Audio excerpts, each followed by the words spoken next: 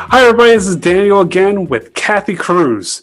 She's the CEO of Cruise Control, a corporate trainer, an author, a public speaker, and has been featured everywhere from Marketing Land to Dealer Magazine. Kathi, how are you today? I'm doing awesome, dude. How are you? I'm doing awesome. We're getting a California grooving over here, apparently. Yep, we are. We are. So I'm very excited to meet you today. We were chatting for a little bit before this about the industry, where we're from. Obviously, we worked in around the same area. But one of the things I want to kick this off with, I saw on your bio that you grew up in a family of car people. Were they just car fanatics, or did they actually work in the industry? They were both. They were both, or should say, we are both. My grandfather was a dealer in the 50s and 60s in downtown Los Angeles. He passed away before I became of working age, but it was always in my blood. I never played with dolls. I played with Hot Wheels and Matchbox, and I built model cars. And like my idol was Big Daddy Roth, who is like well known in Southern California, hot rod stuff. Yeah, and the rest of my family never got into the car business itself. It was only me. And I got into the business I was in college and I worked at a bank, and there was a depositor there that was a dealer, and he wanted to hire me. And I thought, oh, it's more money. Okay, I'll go. He wanted me to first just kind of be his assistant kind of, and it was really boring. So then he said, okay, well, maybe I can teach you how to collect receivables. So I learned how to do that. And then I said, well, let me try to sell cars. So I did that, but I was still kind of bored because it was a sleepy little Mazda store. So I used to see the controller walk in the building every morning, all sneaky, and like he'd turn the light on in his office and everyone was afraid of him. But I wanted more work to do, so I asked him if I could do some work, and pretty soon he figured out that I could do his work while he went golfing. So, Oh boy, that's kind of how I, like, within a year's time, that's like I had like all the every part of the dealership kind of worked out in my head. So that's kind of how I got first into it. and was that a lot of self-determination, just learning on the fly, or was that a lot of you having somebody kind of help you and guide you and show you like how things are done? Or There was a little bit of guidance, but more like, here, do it. And then they would criticize you after. So it came naturally to me. The driver, I think, was I had come out of this, fast-paced world of banking back then. And I think just my energy was so fast and furious that I just thought, I just need more to do. And I don't want to sit around doing nothing. And that's kind of basically what it was. It was probably just I just wanted more work. and I saw pretty quickly after that you ended up working with Beverly Hills BMW, which we said is like right around the corner from their new office around the house. So going from what you call a sleepy little Mazda store to something like a BMW store in a place like LA, which BMWs are like Honda vehicles out here. Yeah. What was some of the lessons that you learned there that kind of helped, shape how your direction moving forward? Well, there was a lot of dealerships in between that space, from that sleepy little Mazda store up to Beverly Hills BMW. Okay, walk us through them if Without having written all of it down, because there's quite a few.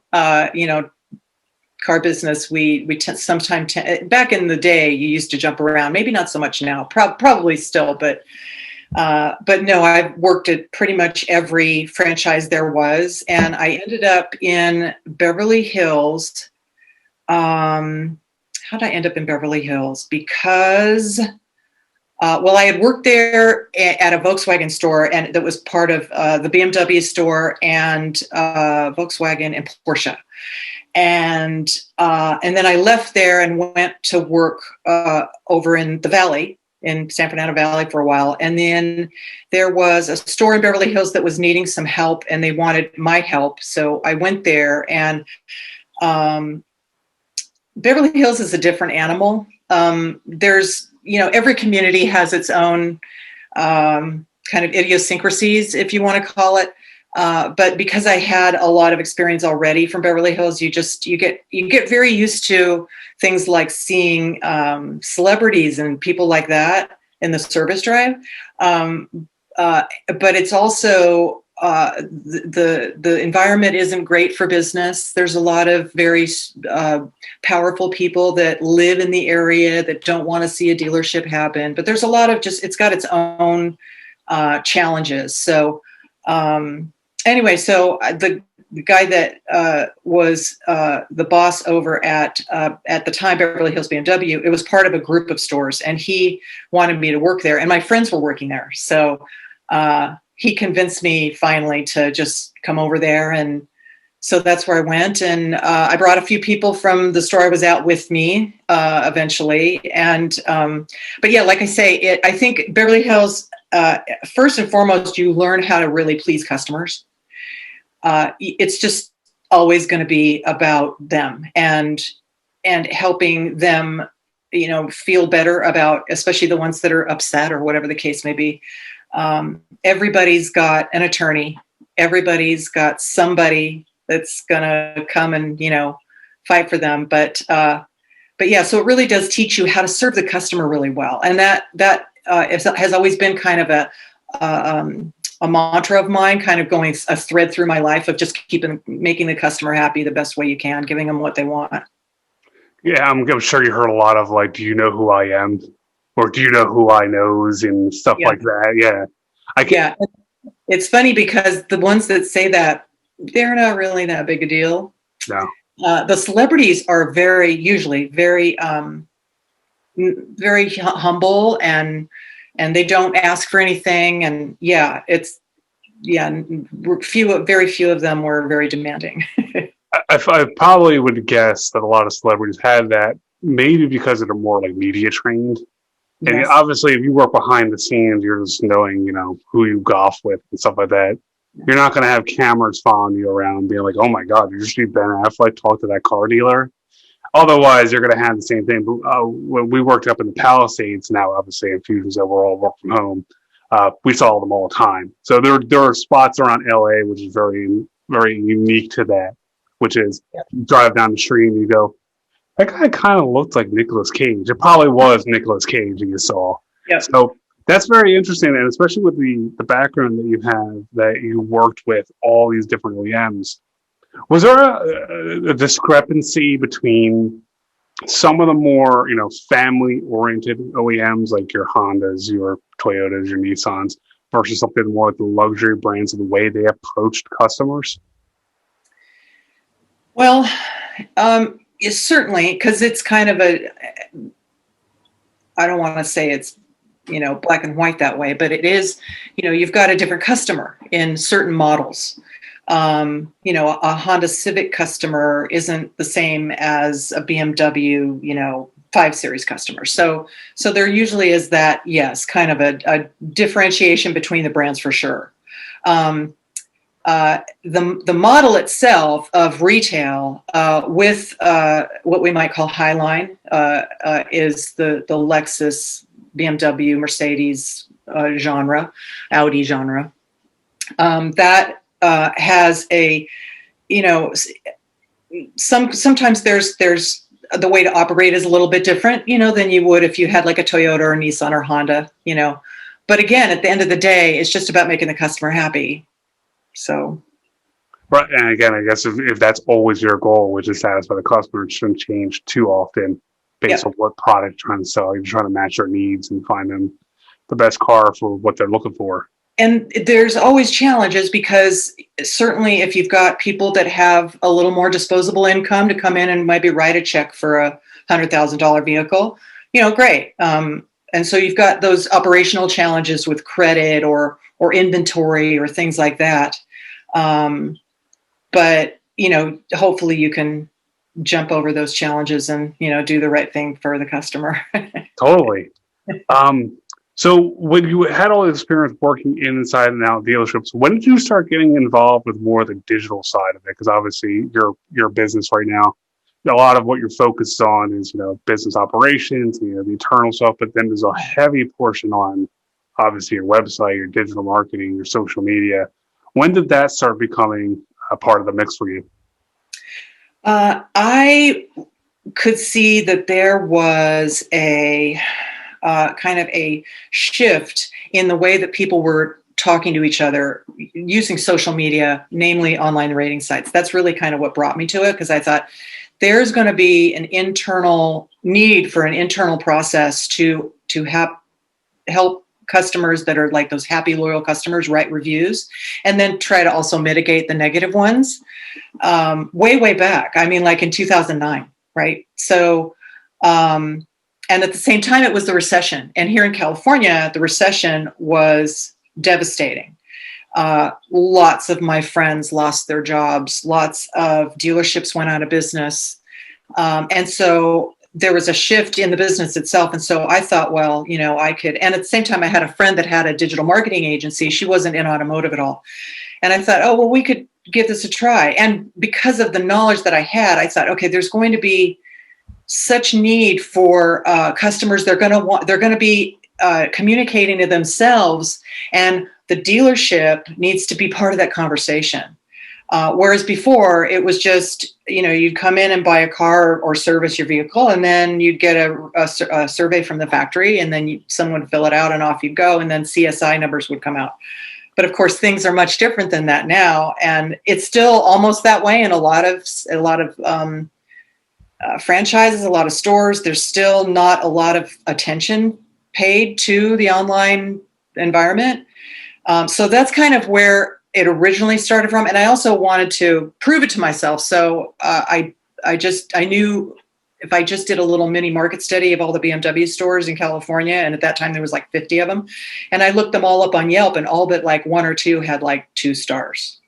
So that's when I knew, okay, this is going to be some work. So that's kind of what brought me into it, and then things have morphed along the way, certainly. Just of late, I'm bringing more into, because of this idea of the digital retailing concept and what COVID has done. I feel like I want to bring the other part of me that knows operations and knows the financials. And I spent most of my time as a CFO in retail. So I just feel like that's kind of a place where I can deliver value now. But yeah. Yeah, it's very interesting how that shape and the shift happened. And you mentioned, 2009. I mean, we're a digital marketing agency that's been around for like 10 years, so we're a little over that now. But I mean, talking to people back then, it was every conversation we had was, here's what SEO is, here's what PPC is, here's how these things work, here's why you should care about them. Now we're starting to feel a little bit of a shift, when we talk to dealers, they're more comfortable with it. Do you find that a lot of dealers who approach you guys and looking for help, do they understand digital marketing more today? And what do you think the big attribution to that is? I think they do understand it better. I still think there's a buy-in issue. Mm-hmm. Having been exposed to a few dealers that really get it, there was a Automotive News Forum maybe a couple months ago that had some really progressive dealers on there talking about hiring practices and just the digital experience and how the retailing was shifting, and data and all of that. But I think those are, there's not a lot of those out there. But I do think they definitely understand it more. The thing is that when you're in retail, your life really isn't your own. You're just working really hard every day. And so there's a tendency not to pay a lot of attention, just to pay somebody to do what they got to do. And for, I think, a long time, especially when it comes to social and the social platforms and the ratings platforms, there was that real lack of having anybody to put on that. And so then they would pay companies to do it, and it didn't really work out and that kind of thing. So now I think I see a lot more in-house people, which is very, very good. Instead of forcing it on the internet sales director or manager. I still see that. I still see the kind of dual jobs for that person, but I do see also, I'm sure you guys too, right? Yeah. Yeah, totally. again, before, like exactly like you said, it was always the internet sales director, or occasionally they would have like the website guy, as they would always bluntly put, this is our website guy. He does our website stuff. And I think more today than ever before, just because how much information is out there and how much easily accessible this information is, people realize this stuff is hard. It's hard. This is not no joke. I had a conversation with a dealer the other day where I said to him, what we first did, we just poke around your website for an hour. And I go like, an hour? That seems like a long time. It's like, you'll be surprised at how much you find. It's like, oh man, I want to change that. Oh, I want to change that. And, oh man, but I also want to change that. By an hour, you're like, I got to stop because I'm making this list. It's going to take me forever to get through.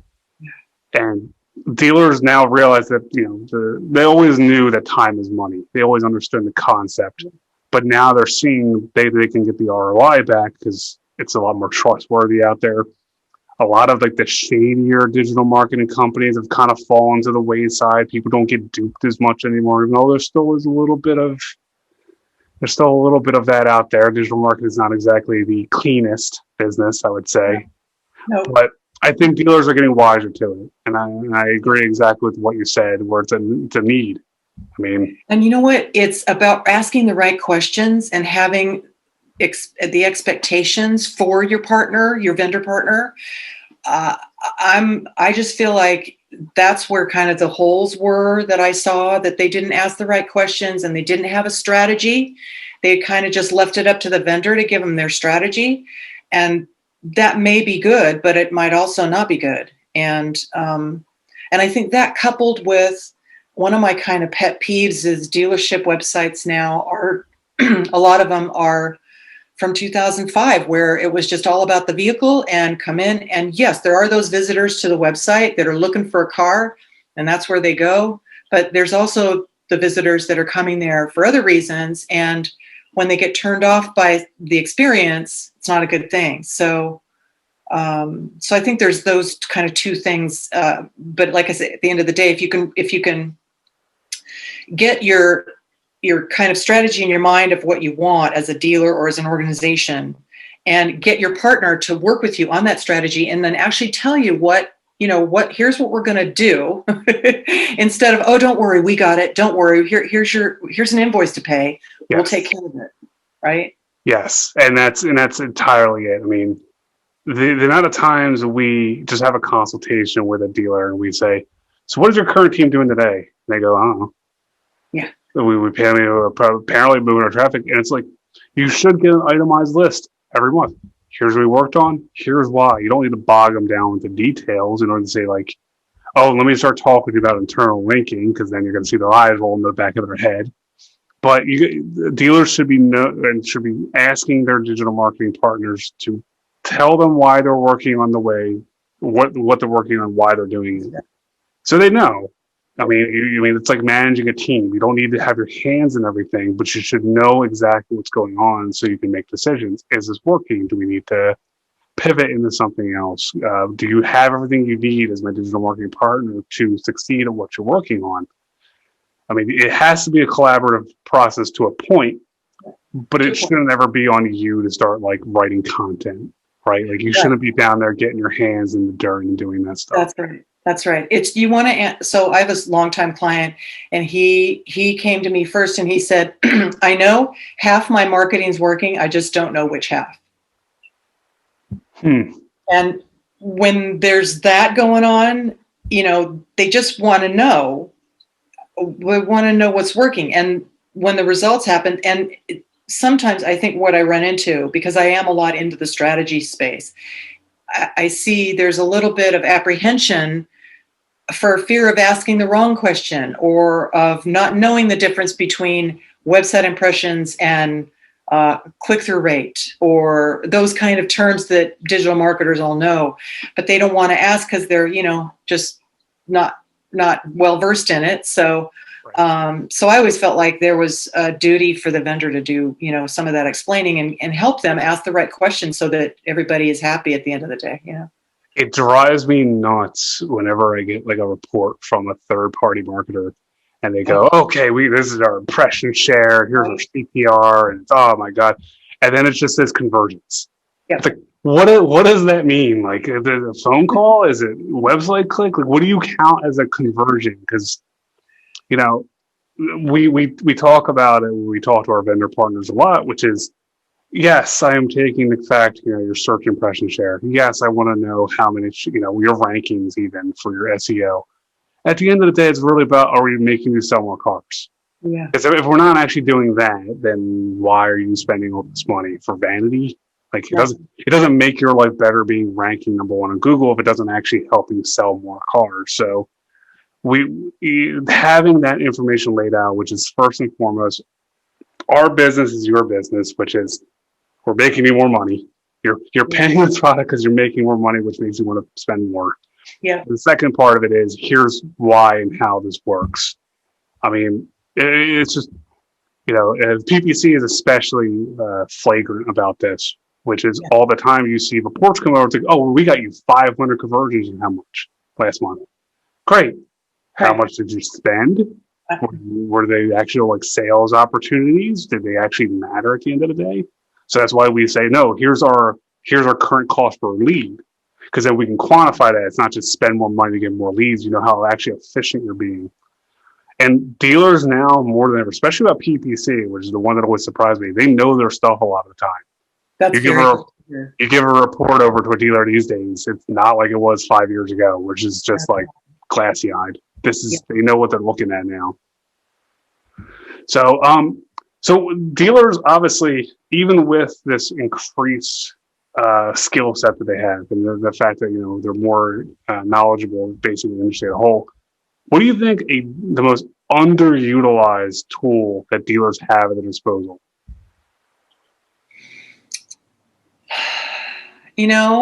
I think it's probably their salespeople. A lot of salespeople are already online. They've already got their social profiles. They're already selling themselves in some way.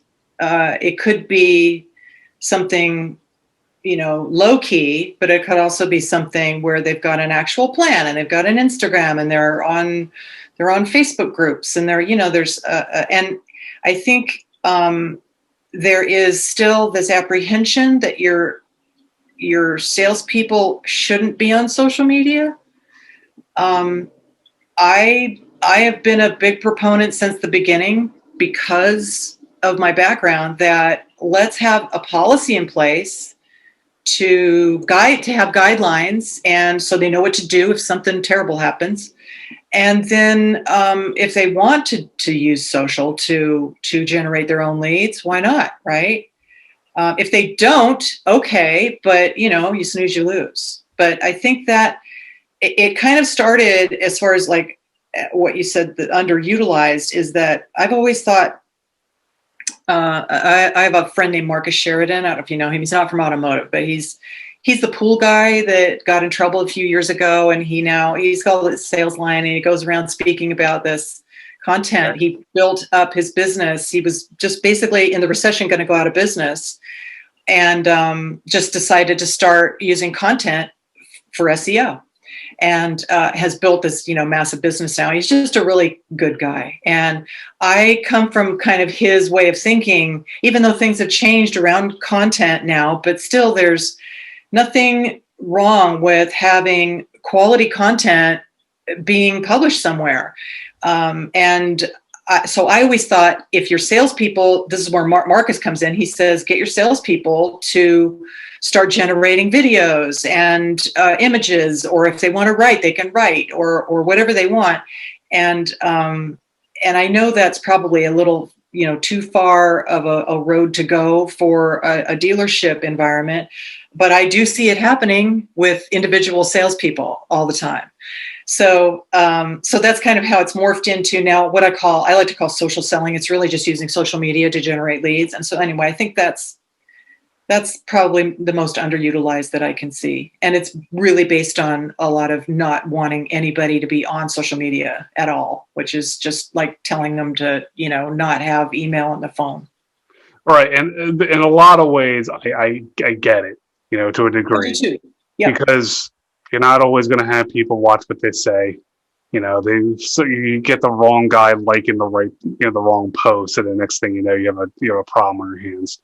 But I think you hit the nail on the head. And I was actually talking with a guest on the last podcast or last video. I almost said podcast on a podcast. And we were talking about how, when you watch those sports shows that are about, with the players and learning about where they came from and the things that they work on, and, you get involved with it. I'm not going to root for the Cleveland Browns, but I actually like the players on it now that I watch them and learn their story. That's right. And I think that exactly goes with your sales team. I can't tell you when we were shopping for a car when we moved out to LA, we went through almost every dealership out here because we kept coming against guys who didn't really want to make that connection. Mm-hmm. So if you do that digitally, if you can make that connection and be like, this guy's a genuine person, he has real interests. You can tell he has things he does outside of work that you can connect with them. And then you come in, you can actually have that empathetic approach. I'm just helping you try to find a car. You're going to get a lot of people to stick with you more, especially the younger generations. Yes. My generations and the generation after me, and so on and so forth. It's not going to get back to where it used to be. You're not going to go back to the old model. It's only going to get more in that direction than it is now before maybe something else comes up. Yeah. But so exactly what you said, having real content too. Some of the people go a little hacky with it. Like if you're not funny, don't be funny. Right? Yeah, I like to say humor is not for amateurs. Yes. If you're funny, do funny things. If you're not funny, just go genuine. Just be like, hey man, I'm at the beach today. We're chilling with my family here. Or if you're involved in some kind of charity or church thing or sports thing, your kids in sports. I mean, there's so many. Everybody's got something. Exactly. Speaking of charity. You do a lot of work with this, and this is actually something that I saw that I had to ask you about. Today, you donate 10% of your profits from your company to animal welfare. What was the motivation to get more involved with it, and then what is that charity that you are in partnership with? Well, thanks for asking. Of course. I've been an animal advocate, animal person since forever. And back in the day when I, made lots of money in automotive, I would just write checks to certain organizations, not really, just it's a way for me to feel like I'm doing something. But when the recession happened and all that, all of a sudden I didn't have the money. And so I thought, well, what could I do? And I could never really see myself being at some place where, like the shelter or something. That was not for me. So I decided I wanted to actually physically volunteer at a place. And long story short, a friend of mine introduced me to Honolulu Horse Rescue. And I went out and it was great. And it was nice to be outside and it's in Trabuco Canyon, which is down in very south part of Orange County. It's like rural. And then pretty soon we were having some funding issues. And so I kind of came up with this way I started building up the Facebook page pretty bit. Back in those days, you remember when you would pay for ads to grow the page likes, remember? Yes. Yeah. So I did that, right? And so we have a pretty big page now, and that it helps in a lot of circumstances. We have a pretty high organic reach, but I use a little bit of Facebook ads, and I developed a process to donate or to run a fundraiser via social media, really Facebook. So yeah, I'm on the board, and I just wanted to give back. And I know there's a glasses company. My glasses come from a company called Fetch. They give 100% of their profits go to animal welfare. So I need money to live, so I keep some of it. But anyway, so yeah, we're a horse rescue. We rescue abandoned and neglected and homeless horses and adopt them out when possible, and then keep the ones that we typically get, like the last resort horses that are. People want to be able to do something with horses. They want to ride them. They want to do all these things with them, especially here in Orange County or any metro area, because it costs a lot of money in those areas to have a horse, because it's the land isn't there. So we end up with like older horses and stuff. So, but yeah, I spend my weekends out there, doing the things you do when you take care of horses. That's so cool. I mean, I love seeing that because you're right. At the end of the day, you want to make an impact. You want to do something that is helping people. And judging from our conversation today, I could tell that like goes into your business and how you approach people. But it feels good to be able to use these avenues to do something that helps. So that's awesome. So we're definitely going to have a link for that charity in our description of this. We'll have it posted out there for you. Awesome. I just think that's awesome. I also think when you tell, and we were saying this about salespeople, I think when you tell the world what you're into, it kind of attracts the people that they're into the same thing. And it kind of makes the interaction, whether it's a client, relationship or it's something else, it kind of makes it a little bit more human. It's more like I'm talking to this person not just because they have something I want, but because I genuinely like them. And when you have to have conversations about how do I make my website traffic better, how do I get more social media followers, you kind of have to have that trust, because if you don't have that trust, then you're just talking to a guy or a girl who does my social media. Yeah. And that's never good. You want to know a little bit about them. That's why we always recommend to our specialists, make connections. Like actually talk to them and get to know them, because everybody out there has something that you don't know. That's right. You're going to learn something from them. And hey, maybe next thing you know, you'll have a friend out of it. Yep. So it's really nice. Yep. Kathi, this has been an awesome conversation. We got to have you back on in the future whenever you have time. I know you're so busy, so we're so thankful you could stop by today. But I will talk about the car business until you tell me to stop. So, so if they wanted to find you, or you're on LinkedIn or you're on Facebook, where can they find you? I'm on pretty much everywhere. I was in social media from the beginning, so I have all those. But I'm Kathi Kruse. My website is cruisecontrolinc.com.